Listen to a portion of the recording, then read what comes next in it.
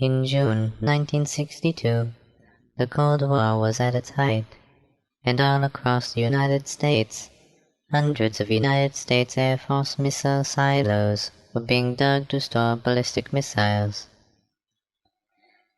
The construction process required a 3-story hole to be dug straight down into the earth, a 62-foot-long steel reinforcement cage put in it,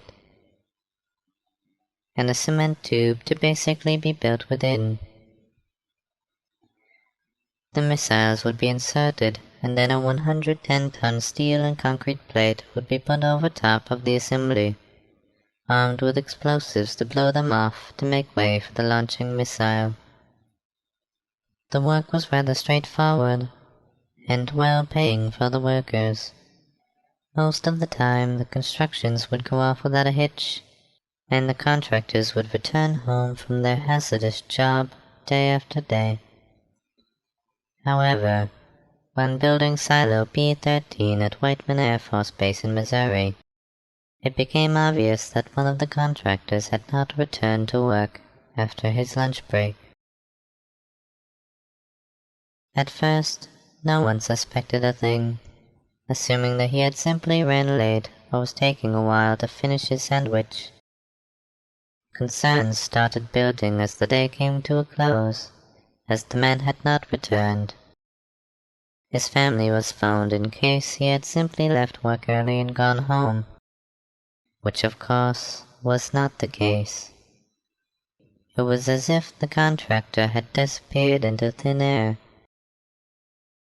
After 20 years had passed, the missing worker was eventually forgotten. Air Force security forces constantly patrolled the outer perimeters of the sites, and missile maintenance teams would go into the silos on a monthly basis, almost routine as the construction of the silos was 20 years prior. One night, however, was not so routine for Staff Sergeant Wayne Nichols of the 351st Organizational Missile Maintenance Squadron, and an airman who has declined to be named. They were performing checks on the Minutemen's rocket motor when the sound of a steady tapping began.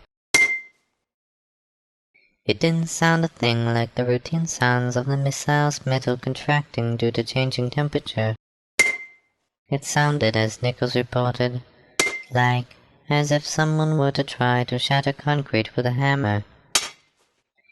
It progressively increased in volume and speed, almost like the sounds were banging closer to them. Needless to say, the frightened airmen fled the silo as soon as their jobs were done and reported the strange noises. The sounds persisted every time maintenance workers entered the silo. Several men even reported the sounds of labored breathing and footsteps.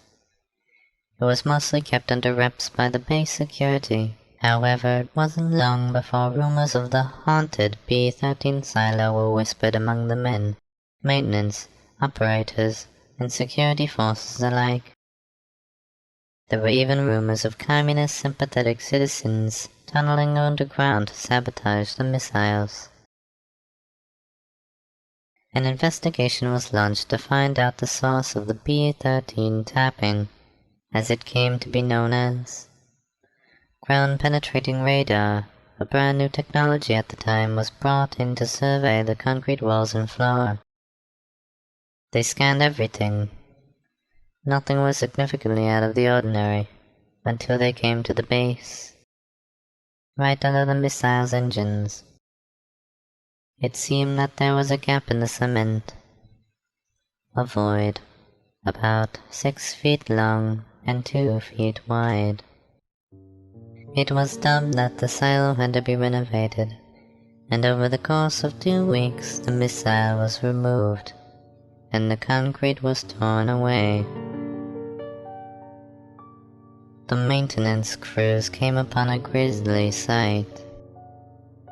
In the chipped-away cement was a skeleton, still clad in clothing of the contracting team that built the silos. He had fallen into the silo on his break, be it accidental or suicidal and drowned in the cement. His body had lain there for over 20 years. Another thing stuck out to the men who found the worker as well. He was gripping a hammer.